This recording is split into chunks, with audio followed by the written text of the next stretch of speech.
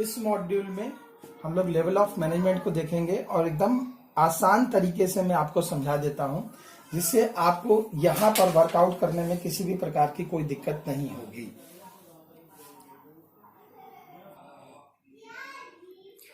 किसी भी कंपनी में बड़ी मात्रा में लोगों के अपॉइंटमेंट किए जाते हैं, बहुत बड़ी मात्रा में लोगों को रखा जाता है।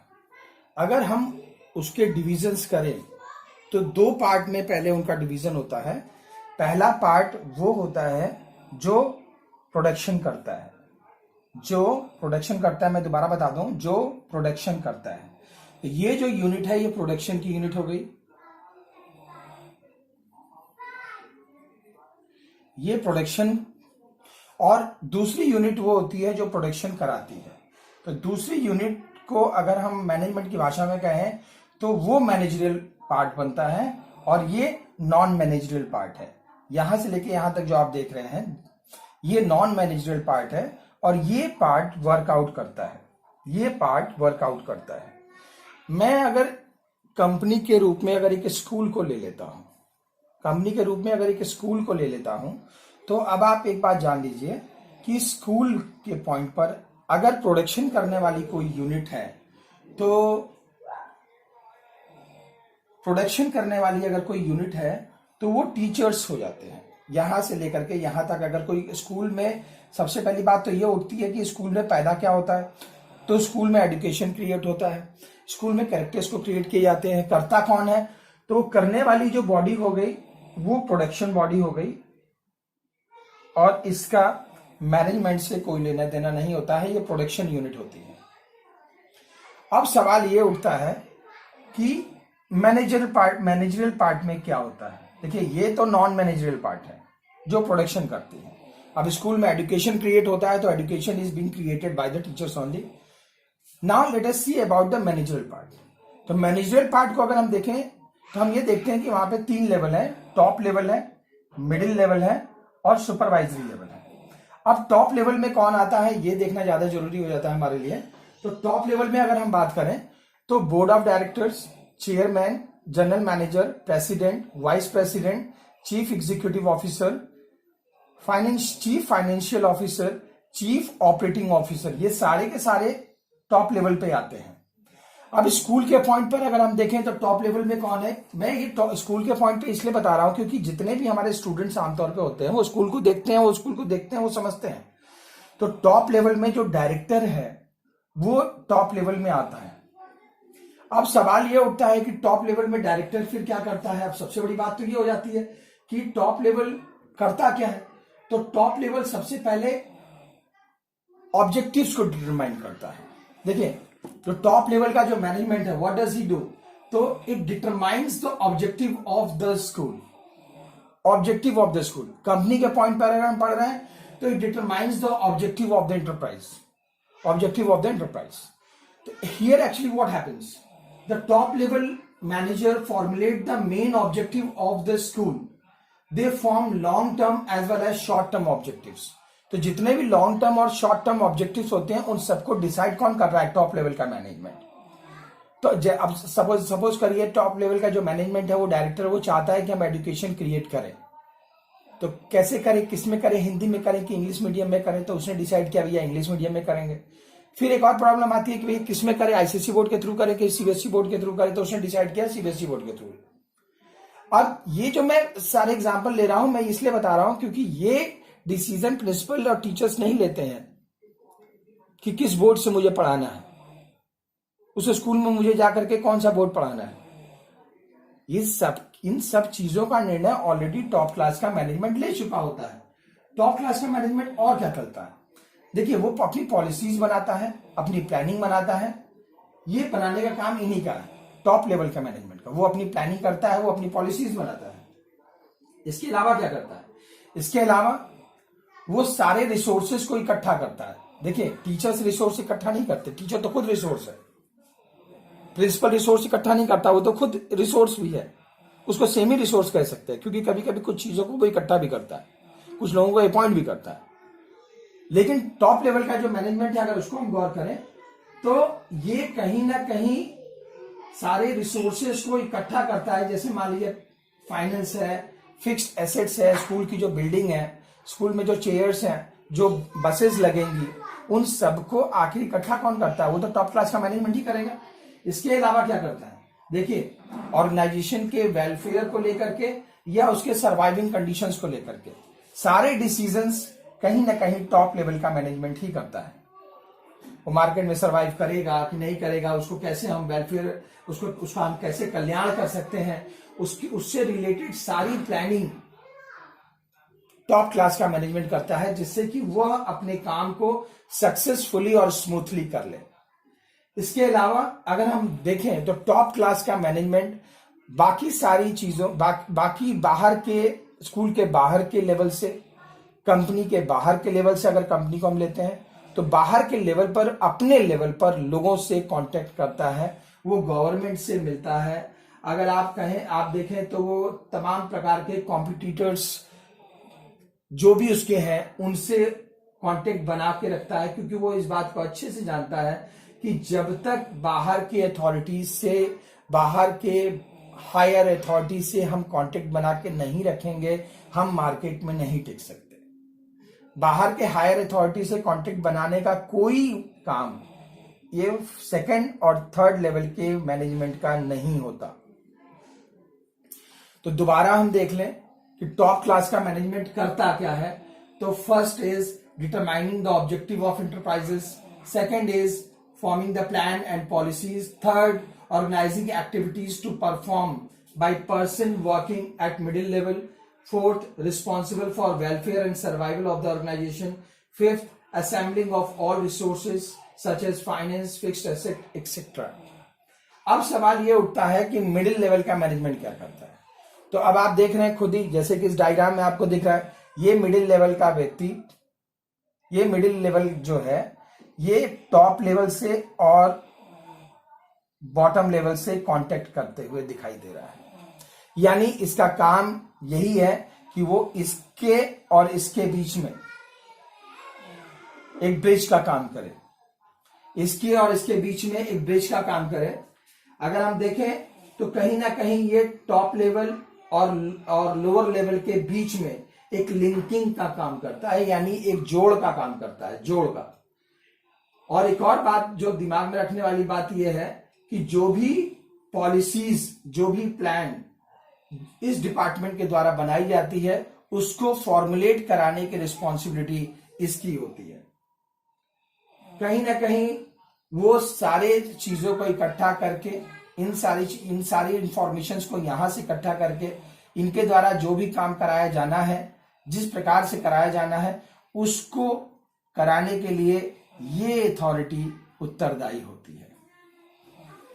अगर हम बात करें कि मुख्य रूप से ये क्या क्या करती है, तो पहला देख लीजिए, interpretation of policies formed by top management to lower level.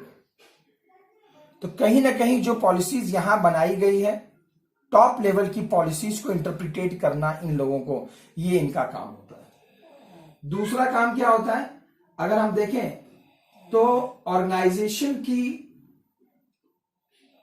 Activities को डिफरेंट लेवल पर फॉर्मुलेट कराने का काम इसी ऑर्गेनाइजेशन का होता है। इसी ऑर्गेनाइजेशन के द्वारा डिफरेंट हेड्स के अंडर में डिफरेंट एक्टिविटीज को फॉर्मुलेट किया जाता है।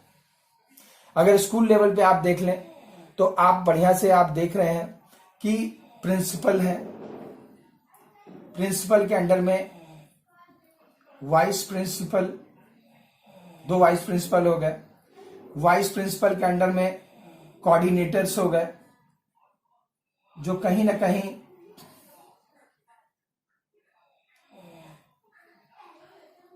कोऑर्डिनेटर्स के अंडर में सब्जेक्ट टीचर्स या क्लास टीचर्स हो गए, क्लास टीचर्स हो गए, और ये इन क्लास टीचर्स के अंडर में सब्जेक्ट टीचर्स हो गए।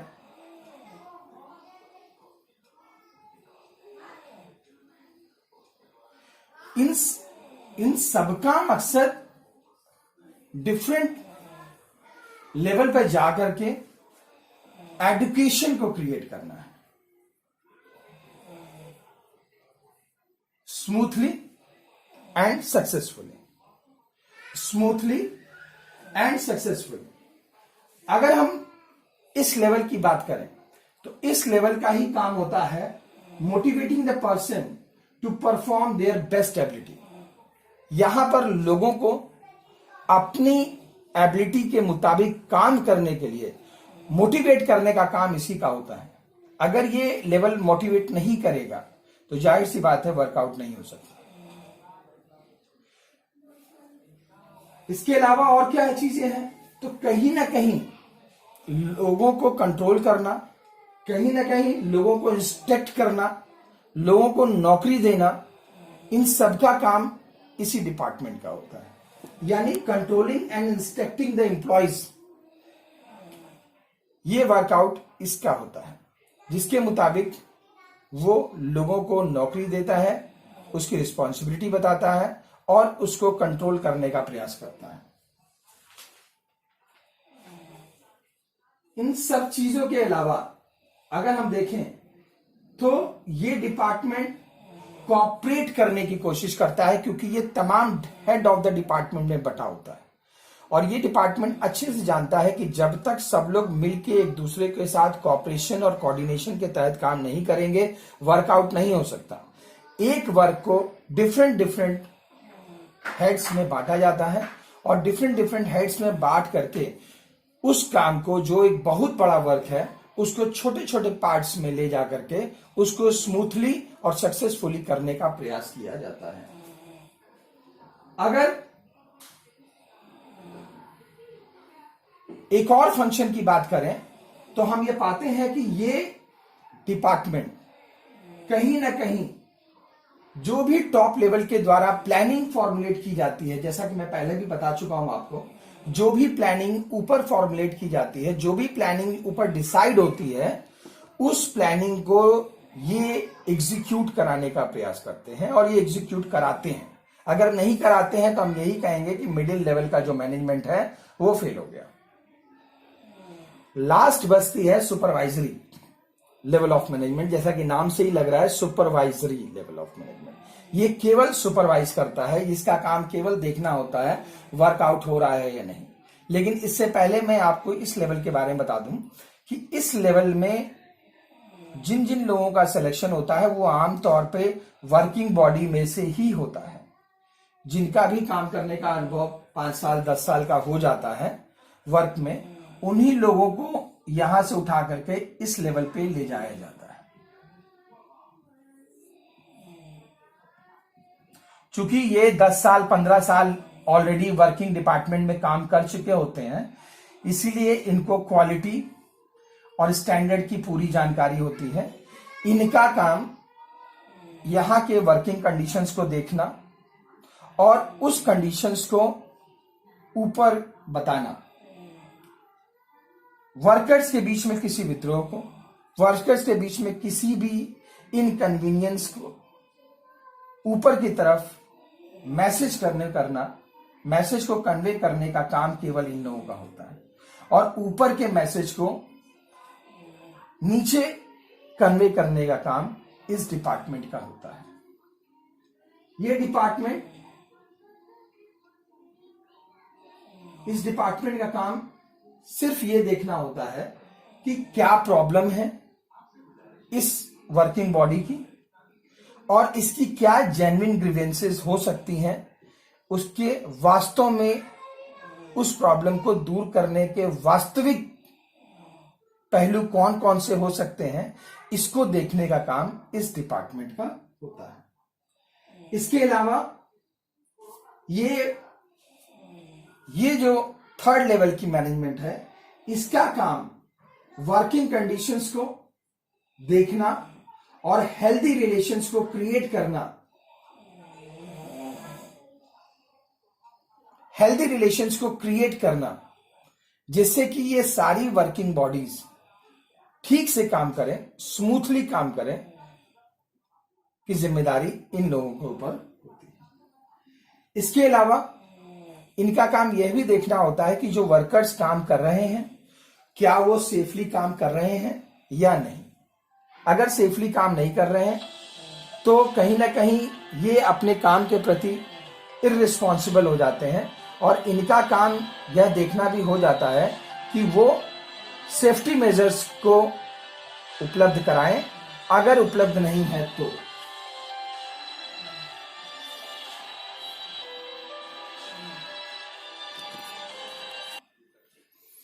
इसके अलावा अगर हम देखें तो ये लेवल, इस लेवल पर रिक्रूटमेंट में और सिलेक्शन में इस लेवल को मदद करता है।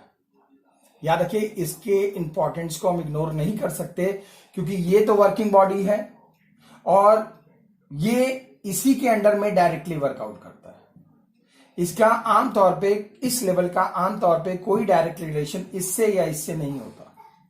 तो अगर ये लोग अच्छे हैं काम करने वाले, अगर ये लोग सपोर्टिव हैं, अगर ये अपनी रिस्पॉन्सिबिलिटी को समझ रहे हैं, अगर ये पॉजिटिव इन्वायरमेंट क्रिएट कर रहे हैं, तो जाहिर सी बात है प्रोडक्टिविटी को बढ़ने से कोई नहीं रोक सकता, और वो भी क्वालिटी फुल प्रोडक्शन को।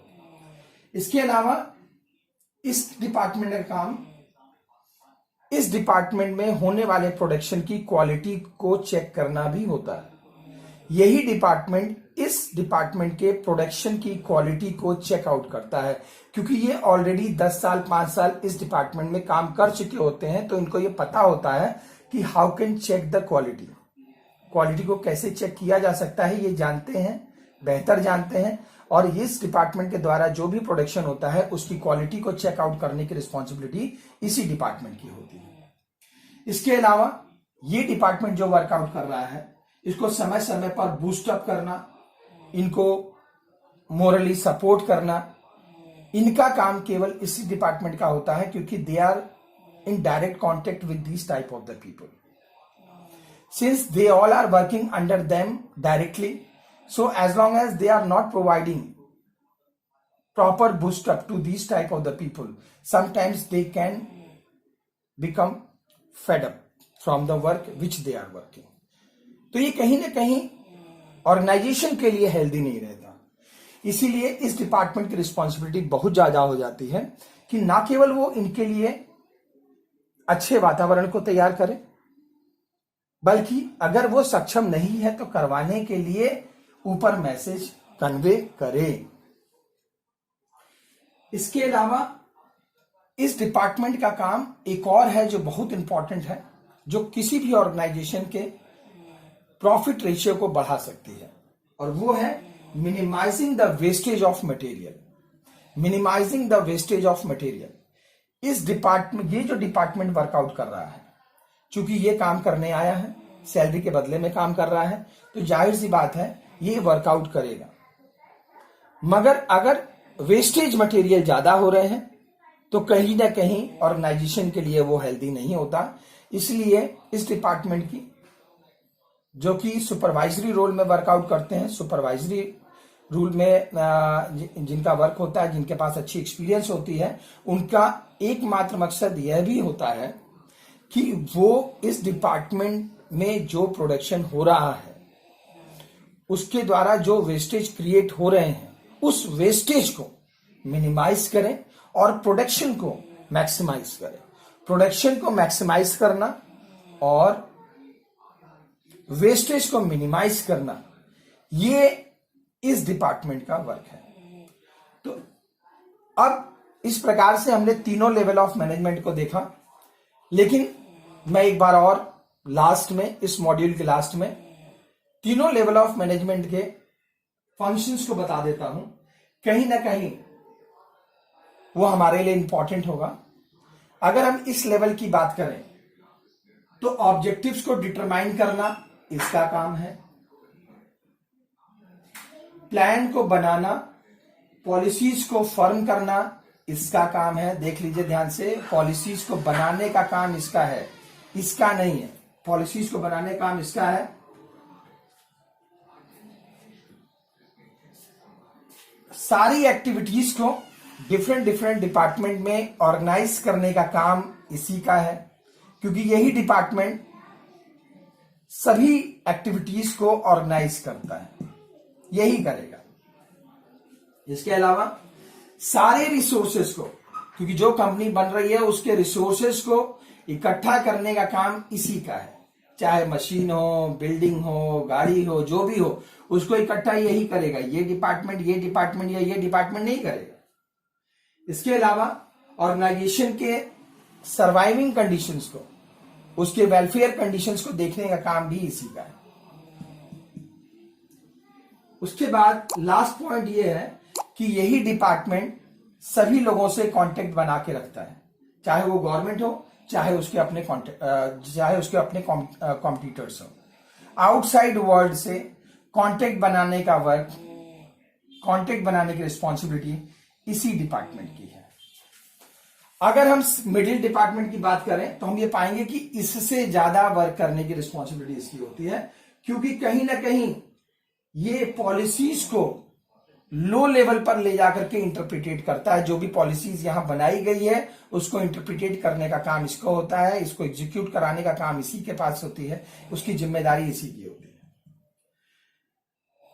डिफरेंट जो भी ऑर्गेनाइजिंग एक्टिविटीज डिसाइड हुई है इस फर्स्ट लेवल के द्वारा, उस ऑर्गेनाइजिंग एक्टिविटीज के अंदर वर्क कराने की जिम्मेदारी इस डिपार्टमेंट की होती है। इसके अलावा according to the requirement recruitment करना, एम्प्लॉयज को सेलेक्ट करना, इसकी जिम्मेदारी इसी डिपार्टमेंट की होती है। समय समय पर अपने लोगों को उसके परफॉर्मेंस के बेसिस पर लोगों को मोटिवेट करना, उनसे और ज्यादा काम कराने के लिए प्रोत्साहित करना,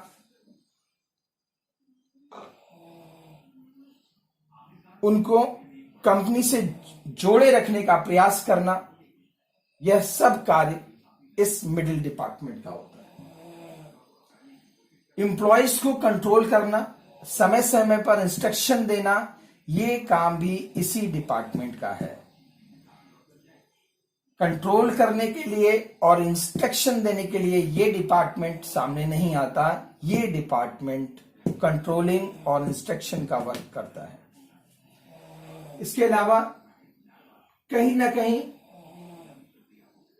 कोऑर्डिनेशन क्रिएट करना, पॉजिटिव कोऑर्डिनेशन क्रिएट करना, कॉपरेशन क्रिएट करने की रिस्पॉन्सिबिलिटी भी इसी डिपार्टमेंट की होती है, क्योंकि ये डिपार्टमेंट डिफरेंट ऑर्गेनाइजिंग एक्टिविटीज को डिफरेंट हेड्स के मुताबिक वर्कआउट कराता है। डिफरेंट हेड्स में ये बटा हुआ होता है। डिफरेंट हेड्स अपने अपने ऑर्गेनाइजेशन की रिस्पॉन्सिबिलिटी लेकर वर्कआउट करते हैं। अगर इनके अंदर डिफरेंट हेड्स के अंदर अगर कोऑर्डिनेशन नहीं होता है तो ये डिपार्टमेंट ठीक से काम नहीं कर पाता। अतः कोऑर्डिनेशन, प्रॉपर कोऑर्डिनेशन इस डिपार्टमेंट में जरूरी हो जाती है और इस फंक्शन को सर्कुलेट करना, इस फंक्शन को इंप्लीमेंट करने की जिम्मेदारी भी मिडिल लेवल ऑफ मैनेजमेंट की होती है। इसके अलावा टॉप लेवल, जैसे कि हम पहले भी बात कर चुके हैं, टॉप लेवल जो भी डिसाइड करता है उसको इंप्लीमेंट कराने की जिम्मेदारी इसी डिपार्टमेंट की होती है। इसके अलावा अगर हम इस लेवल पर आते हैं तो हम ये पाते हैं कि यहां पर इस डिपार्टमेंट की जिम्मेदारी इस डिपार्टमेंट के लोगों को सुपरवाइज करना, इस डिपार्टमेंट के लोगों के वर्किंग एनवायरनमेंट को देखना, इनके सेफ्टी मेजर्स को देखना, इनके क्वालिटी स्टैंडर्ड को देखना, इनको समय समय पर बूस्टअप करना, इनके मोरल और इनके कैरेक्टर्स को डेवलप करना, इनके द्वारा किए जाने वाले वेस्टेज को कम करना, इन सब चीजों की जिम्मेदारी इस डिपार्टमेंट की होती है। अगर ये डिपार्टमेंट हेल्दी होकर के काम नहीं करता है तो जाहिर सी बात है कहीं ना कहीं इसके निगेटिव इंपैक्ट हमको बहुत बड़ी मात्रा में देखने के लिए मिलते हैं। अब एक छोटी सी बात जो रह गई जिसको हमको देखना होगा, वो फंक्शन ऑफ द मैनेजमेंट में वास्तव में अगर हम देखें, अगर शॉर्टकट में पढ़ने का प्रयास करें तो ये डिपार्टमेंट करता क्या है। तो कहीं ना कहीं ये डिपार्टमेंट अगर आप देखेंगे तो प्लानिंग करता है। क्या करता है ये? प्लानिंग। प्लानिंग करना और ऑर्गेनाइजिंग करना।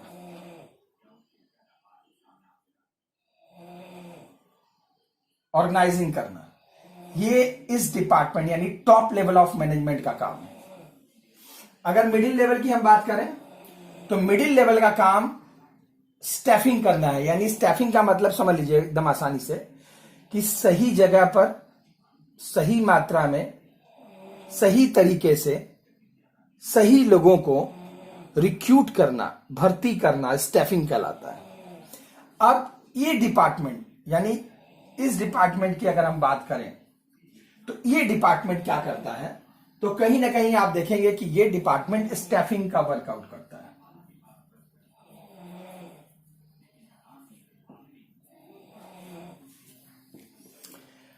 अब बाकी दो और रह गए फंक्शन में, वो है डायरेक्टिंग एंड कंट्रोलिंग। तो डायरेक्टिंग और कंट्रोलिंग अगर हम इसको देखें तो डायरेक्टिंग और कंट्रोलिंग ये दो जिम्मेदारी इस डिपार्टमेंट की होती है। समय समय पर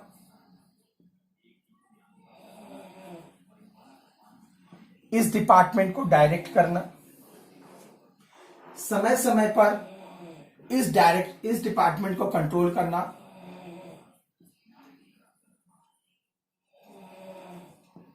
करना, इस लेवल ऑफ मैनेजमेंट की जिम्मेदारी होती है। अब मैं स्कूल के पॉइंट पे समझा देता हूं।